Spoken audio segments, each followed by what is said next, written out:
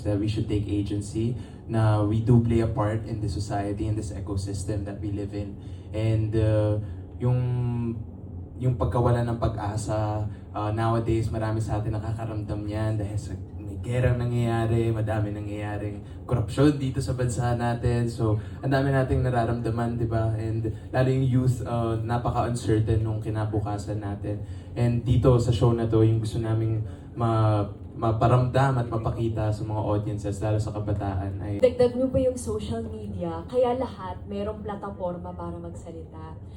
Siguro para sa akin, ang pinakamahalaga na marinig ng kabataan ngayon ay sa kabila ng lahat ng nangyayari, ngayon ang panahon para hindi maging manhid, hindi mag-back down, hindi mag-freeze. Daming tao now na feeling na hopeless na ang mundo.